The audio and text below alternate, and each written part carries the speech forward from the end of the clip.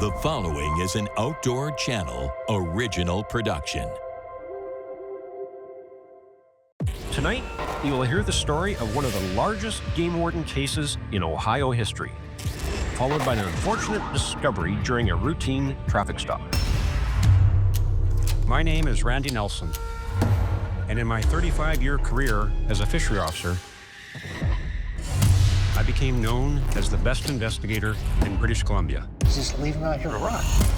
As a best-selling author, I've contacted hundreds of wardens from all over North America to hear their tales. Fish and wildlife here. See this? Oh, look at there. We have a warrant to search your premises. There's blood on the ground. These are their case files. Game warden, put your guns on the ground. Officer down. You're under arrest. Candy, every case has a beginning somewhere, but you have one that's got kind of a very unique beginning. I really do. And first off, I want to ask you a question. When you think about Cleveland, what do you think about? I'm blank. Okay, this is what I know it's a big city.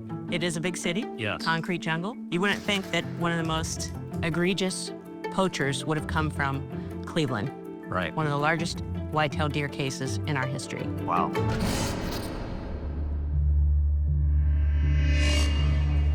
The unique way that it started was that one of our officers was working a case, an undercover case, and he walked into this restaurant to get a sandwich.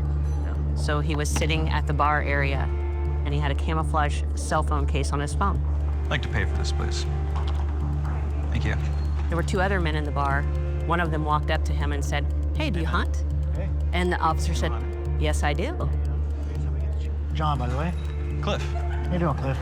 Nice to meet you, man. Yeah. Say, my buddy's doing pretty well for himself. Really? He's got quite a bit of collection going on. Nice. Want to check it out? Yeah? Yeah. Sure. Steve? This is John. I just met him when we were at the bar. Steve, pleasure to meet you. Nice to meet you. So then his buddy brought up his cell phone and then showed the undercover officer his deer collection. It's from a little collection. Yeah. Wow. That is quite the spread. Sure is something, huh? It really is. I could take some pointers from you, I think. I got a few up my sleeve. I'll bet you do. Approximately 50 deer heads hanging on the wall, deer mounts. Wow, that's a big number. Huge number. So I guess that's a picture of 50 deer. Some people might think, well, there you got it. You got the case. Not necessarily. Okay. So we like to confirm things before, you have to be patient with these kind of investigations, and, building that rapport with this suspect was very important to this case. And he did get the invitation to go to the residence, and that was the end to confirm whether these were taken legally or illegally. There would be nothing wrong with somebody having 51 deer in the room if they all had tags on, I guess is what you're saying. Correct. Welcome to Smoky T's Clubhouse. What do you think? Wow. It's even more impressive than the picture you showed me. Well, if you're done milling around in the minor leagues, we can call you up to the big leagues. When do we get started?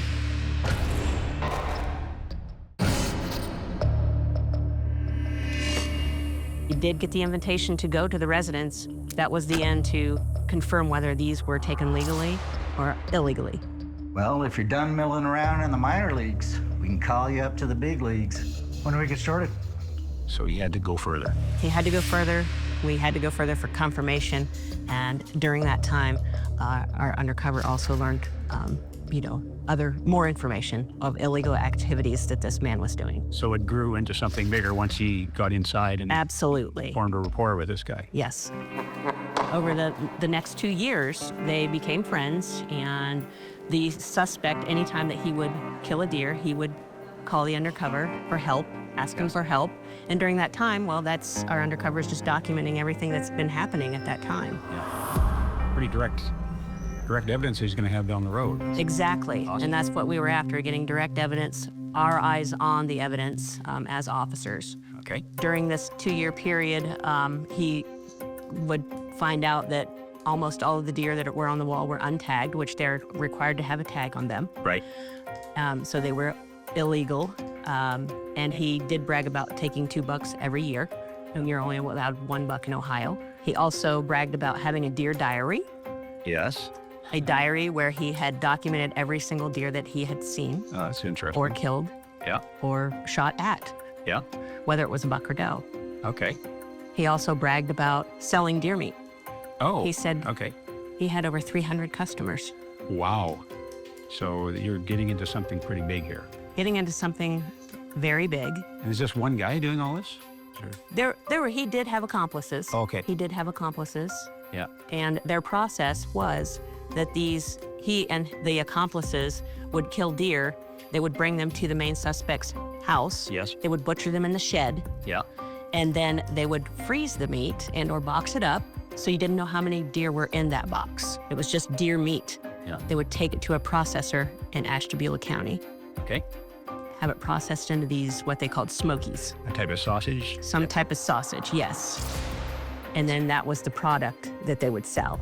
Oh, okay. So he's running a little business to pay for his addiction to poaching.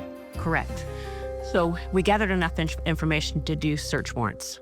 One of his other accomplices was known to feed deer in his yard. So he would throw corn out in his backyard, and then he had motion lights on his shed, which would light up that area when a deer came in. Not only that, but he had an alarm system in his house. So he could be sleeping, and the lights come on, the deer are there, alarm wakes him up, and he could go out and shoot these deer.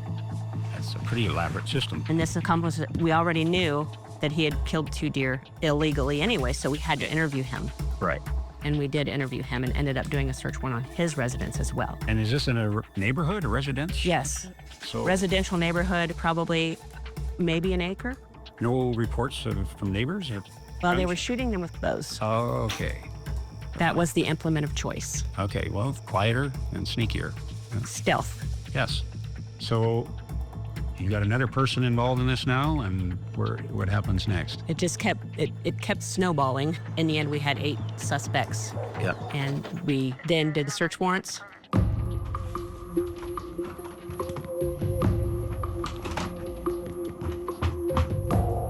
Sounds hollow, don't it?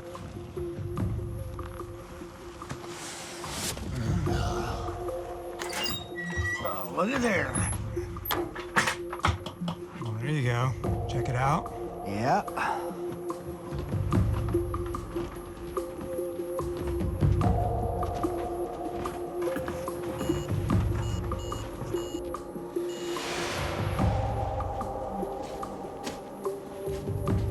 We seized the deer diary. It was in the basement on top of a vent. Maybe a little hidden. Yeah, I would say so. Yeah, it was kind of tough to find, but we ended up finding that.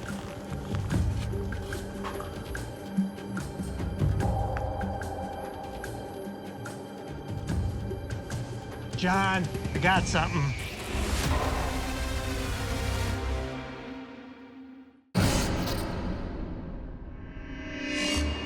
We seized the deer diary. It was in the basement on top of a vent. John, I got something. We better get this to Klosterman. Yeah. Big piece of evidence. That was a big piece of the case. Yeah. That deer diary documented every deer that he saw, he shot at, or his friends shot at Yeah. or killed, all the way back to from 1987 all the way up until 2014. Wow. So more evidence, more people involved. And also we found a sales sheet Okay. where it had everyone's names on the sales sheet, but they were nicknames. Yes. Jimbo, Jim Bud, no addresses. Right. So once we seized almost 80 deer out of his house. Wow. Yeah. The deer diary, the sales sheet, and then we had to do more work after that. Yes.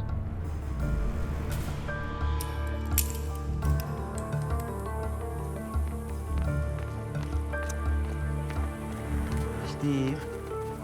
John. Pass them all to you. Nice work, Warden. Let's go. I know. I have the right to remain silent. We found that he had brought in over 44 deer to that processor in those 2 years. Yeah. Over 3,000 pounds of deer meat was processed during that time. And how is he not bringing attention to himself, bringing in 44 deer in that short time period? Well, how he got away with it was he was boxing the meat, he was deboning the meat, boxing it, and then he would take it to the processor. Let's say there might be 200 pounds in a box with one tag, and that processor would take it and process it for him. Okay. But the processor suspected this man was selling the deer meat, but he failed to ever notify us about it. Right. Okay. So, but he's still only allowed a couple tags. Where's there more tags? How does the process? He was utilizing his spouse's tags. Oh, okay. Okay. So he's and got other friends' tags, right. so that he could take more deer than he was allowed to take. All right. It's not unusual for people to take a box of deer meat to get processed, but this is a substantial amount. Well, fortunately for us, the processor would weigh the meat coming in. Yeah. So the suspect would bring a box of meat and it might weigh 200 pounds and he would have one tag with it. Yeah. Now this is deboned meat. Yeah. So 200 pounds of meat would probably equal maybe 3 deer. Right. Okay. So he only had one tag for that deer. Yeah. So that's where we became suspicious of that. Right.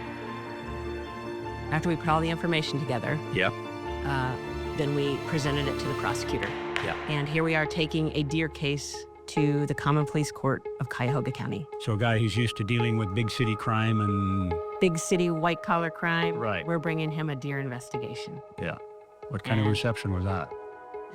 He raised his eyebrows a little bit, but Yeah. we had a lot of training to do. Yeah. In the meantime, to educate him on why it's important, the jobs that we do, and why it's important why it's important to the people of the state of Ohio.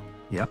And he took our case, and he took it very seriously, and he compared it to working a chop shop.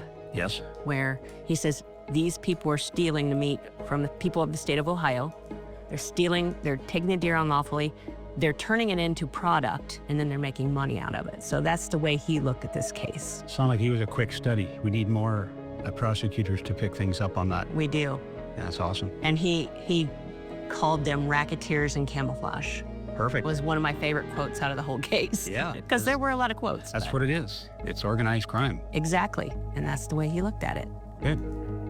And where did it go from there then? Well, we had a successful prosecution. We had received over $86,000 in restitution and around $14,000 in fines and costs. Yeah.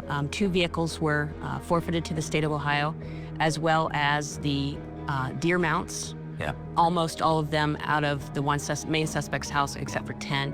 And then the other suspect, all of the deer mounts out of his house, which were around 30. So all in all, we seized 119 deer from those places.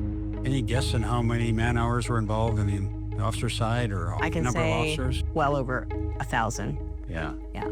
This is a massive amount of manpower and probably a massive amount of paperwork. Right? Can you quantify any of this? Thousands of hours went into this case. Yes. Thousands. The case file itself was over 9,000 documents. Wow. It was a lot to keep track of. It wasn't by chance that you were picked to do this, by the sounds of it. Maybe, I don't know.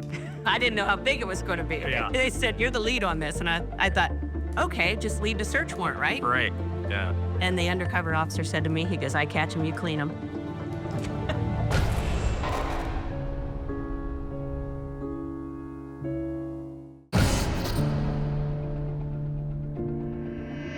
Credit to you and all the officers of Ohio for such a massive undertaking, and it took a lot of teamwork, I'm sure.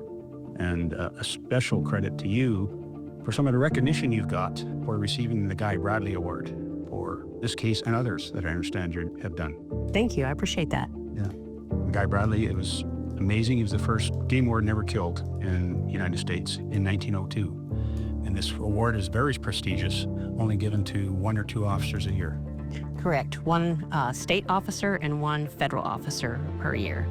And he was actually a plume hunter himself, or poacher, become game warden. And unfortunately, he lost his life, doing this job. Yeah. Candy, a lot of people think that game warden work is just going out in the field and checking licenses, and that is part of the job. But a lot of people don't realize that it can get into very complicated investigations, such as you had to spend 2 years of your life poring over thousands of documents involving hundreds of hours of other officers' time as well. So it's a massive undertaking. Absolutely. We do our routine license checks. We go out, we check fishing license and hunting license. Our wildlife officers do that, but we also have a wildlife investigative unit for the purpose of investigating these more egregious crimes. Right. Now, we don't know how long it's going to last until we get into it. Right. Some can last 6 months, some 2 years. And this one it ended up lasting as long as it did because of the amount of information we were able to obtain throughout the investigation. Once we obtain that as information, we have to dissect it. Yes. And find out who all is involved, because typically there's more people involved, and it just spiderwebs from there. Yeah. And we want to make sure that we have done a thorough job and that the case was successful.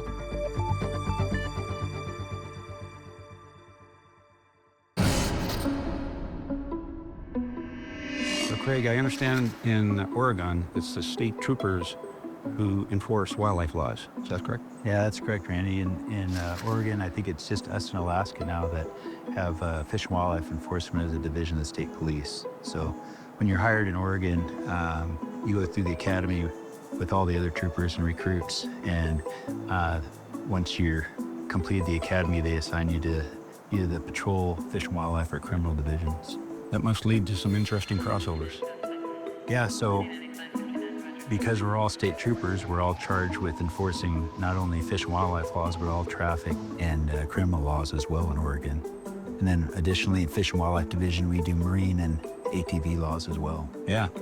Depending on budgets and whatnot, different at times, if a trooper wants to work overtime, there's more opportunity oftentimes in the patrol division because we get federal grants for distracted driving and occupant safety, seat belts, DUI, so on and so forth. So especially when you're young and starting out and you need to make a little extra coin, you'll oftentimes find yourself hopping into a patrol vehicle and working some grant overtime, Right. Which I did quite a bit myself.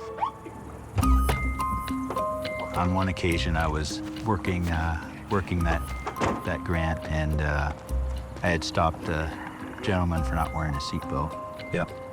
And in the process of the stop, I didn't notice that his driver's license had slipped down in between my console and seat. So after I issued a citation and returned his documents to him and cut him loose, came back to my car and saw I still had his license. So recognizing he didn't live too far away, I figured I'd take a break and just return his license to him. When I pulled in his driveway, however, I observed leaning up against the side of his garage a fresh elk head. Oh. So one thing led to another, and it was determined that elk had been taken unlawfully. So when I returned for the shift, my grant administrator wasn't too impressed with my seatbelt stats, but I told him I made a criminal elk case that day, and he let it go with that. He let it go with that.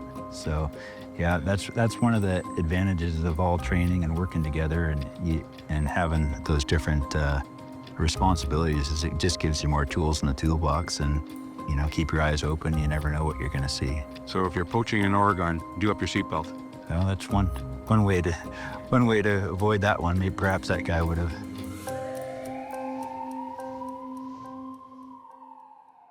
Another officer and I were on a nighttime patrol looking for salmon poachers. We went down a road where we expected to find people, and we did.